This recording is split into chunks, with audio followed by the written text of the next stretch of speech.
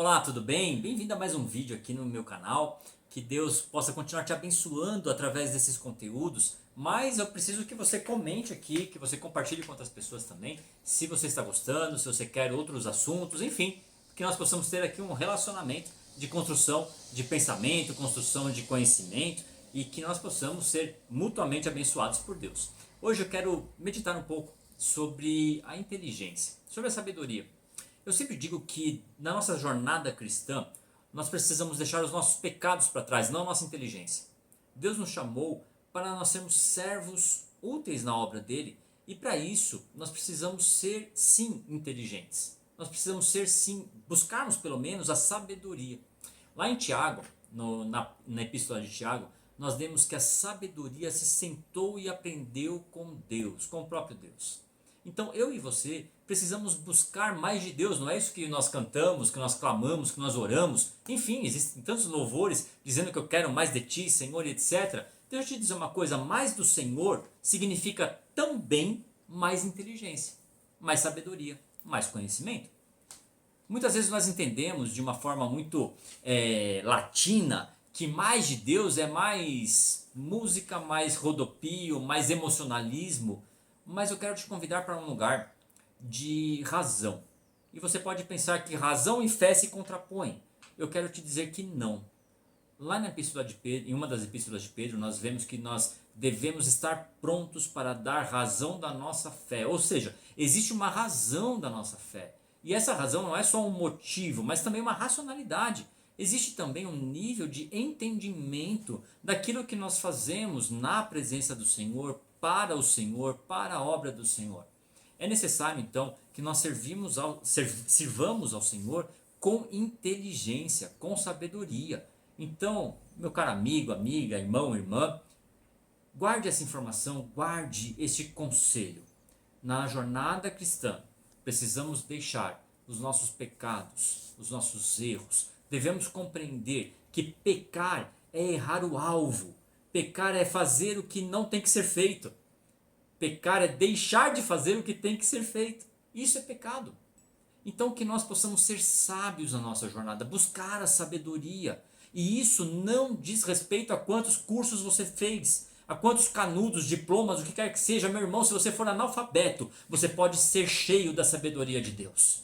Irmã, você pode não ter frequentado faculdade alguma, mas busca o Senhor, aquele que foi o professor da sabedoria, e ele tem sabedoria para derramar sobre a sua vida. E a minha oração neste momento é que através dessa mensagem haja um derramar de unção de sabedoria sobre o povo de Deus, sobre a igreja do Senhor no Brasil. Uma igreja que muitas vezes, e aqui eu estou falando de pessoas, não estou falando da noiva do Cordeiro, estou falando de mim e de você. Muitas vezes nós somos impactados por emoções, nós somos movidos por emoções. Nós achamos que aquilo que arrepia é espiritual. Mas deixa eu te dizer, tem coisa que arrepia que não é espiritual. Nós precisamos ser sábios na presença do Senhor. Muitas vezes nós oramos com muitas palavras, mas nós lemos na Bíblia que diante dos reis sejam poucas, diante do rei sejam poucas as nossas palavras. Nós precisamos aprender a orar ouvindo o que Deus está dizendo para nós. Nós precisamos ser sábios. E eu não estou falando sobre conhecimento humano apenas. Eu estou falando sobre sabedoria vinda do céu. Deixa eu te contar um pecado. Eu achava que ser sábio estava relacionado a conhecimento. E eu já fui tão religioso, e eu procuro não ser, porque esse é um lugar de pecado que nos atrai, me atrai. E eu já fui alguém que olhava para um pregador, e se esse pregador errava um plural, eu julgava esse pregador, e talvez, como esse cara não sabe nem falar e vai falar alguma coisa de Deus, e eu habitava nesse lugar, até eu encontrar um mestre analfabeto. E é por isso que eu estou te dizendo que você pode ser analfabeto e ser cheio da sabedoria do alto, porque eu encontrei um mestre analfabeto. Mas como funciona isso, pastor? Você está confundindo as coisas? Não. Lá em Efésios nós lemos que o próprio Cristo que subiu e vai voltar, deu uns para pastores, mestres, evangelistas, profetas e apóstolos. Se é Ele que deu, é dom, é dádiva, é presente. Não depende de circunstâncias e da minha humanidade. É algo que é dado por Cristo. E Ele está procurando homens e mulheres que o adorem em espírito e em verdade. Para que Ele possa, primeiro, amar, nos amar e encontrar em nós um lugar para que nós possamos habitar nele e ele em nós. E para que nós possamos testificar que não mais vivo eu, mas Cristo vive em mim. E a partir daí os frutos que eu vou gerar não serão frutos da minha inteligência, do meu estudo, do meu preparo acadêmico, daquilo que eu aprendi. Não, serão frutos eternos. Frutos nascidos no coração de Deus. Frutos que não perecem com o tempo, mas que permanecem para sempre. Então, que no meu ministério, no seu ministério, nós possamos frutificar, não os frutos daquilo que nós construímos com a nossa humanidade, mas que haja frutos em nós, gerados em Cristo. Que Cristo possa gerar em nós os frutos para esse tempo, para o lugar onde você estiver plantado, onde eu estiver plantado, e que nós possamos ser bênção, que nós possamos ser abençoadores, que nós possamos ser portadores da verdadeira palavra, mensagem, vontade de Cristo para esse tempo e para a geografia onde nós estivermos. Que Deus encontre em nós um lugar vazio para que Ele possa habitar. Vazio das nossas sabedorias humanas, das nossas razões, de tudo aquilo que a gente acha que sabe, principalmente vazio da nossa justiça humana. Infelizmente, o conceito de justiça foi corrompido nesse tempo. Faz tempo também, não é agora, e já faz tempo que foi corrompido. A justiça humana, nós precisamos compreender como a Bíblia nos ensina que ela é. Nós lemos que a justiça humana é como pano de trapo.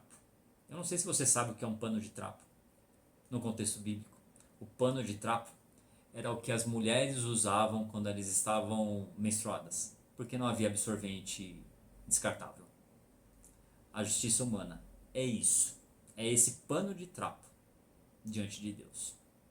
Então, que eu e você não venhamos ser orgulhosos de uma justiça humana, porque ela nada mais é do que um pano de trapo. Mas que nós nos submetamos à vontade de Deus, que nós possamos viver a boa, perfeita e agradável vontade de Deus nas nossas vidas e através de nós. Não na nossa justiça humana, mas na justiça divina, que não se submete às vontades humanas, porque ela é divina, ela é eterna. Que eu e você possamos ser verdadeiramente cooperadores com aquilo que Deus está fazendo. Que eu e você não venhamos atrapalhar a obra do Senhor. Que eu e você deixemos Ele fazer primeiro em nós, para que depois Ele faça através de nós.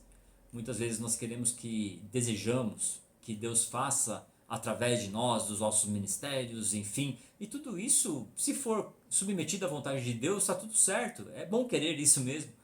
Mas o primeiro fazer de Deus será necessariamente primeiro em mim e depois através de mim. Ele não fará nada através de mim sem que Ele tenha feito em mim.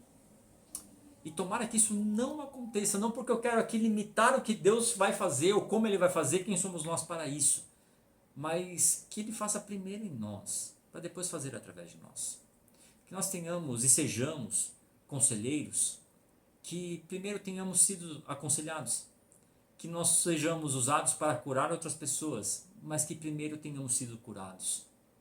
Que nós sejamos usados para evangelizar, mas que primeiro nós tenhamos sido evangelizados. Que nós sejamos usados para levar a mensagem do Evangelho, mas que em primeiro lugar a mensagem do Evangelho tenha feito efeito na minha vida. Que nenhuma palavra saia da minha boca para tocar outras pessoas, sem que antes essa palavra tenha transformado o meu ser e o meu modo de viver, meu modo de pensar, meu modo de agir. Que Deus encontre em mim um lugar para Ele fazer primeiro. E depois, os frutos do que Deus fez na minha vida sejam vistos. Mas aí serão frutos da verdade e em verdade. Que Deus possa operar na sua vida de forma graciosa, abundante. e que você seja provedor, e aqui eu quero profetizar sobre a sua vida. Não apenas provedor financeiro ou de coisas materiais, mas que você seja provedor da presença de Deus. Que você seja verdadeiramente um embaixador do reino na terra. Para findar esse vídeo, eu quero deixar esse conceito de embaixada na sua mente. Uma embaixada só existe fora do país que ela representa. Não existe embaixada do Brasil no Brasil, porque não faz sentido algum. Só existe embaixada do Brasil fora do Brasil. Portanto, não existe embaixada do reino dentro do reino. Você entendeu? Vai existir a embaixada fora. Se nós somos embaixadores do reino, nós precisamos estar prontos e conscientes que devemos avançar onde o reino ainda não está. Mas que ao avançar para esses lugares, se for um ambiente de guerra, as pessoas têm que olhar para nós e saber que se eles estiverem fugindo do perigo e do mal, eles podem pular para dentro da embaixada e ali eles estarão em um ambiente do reino.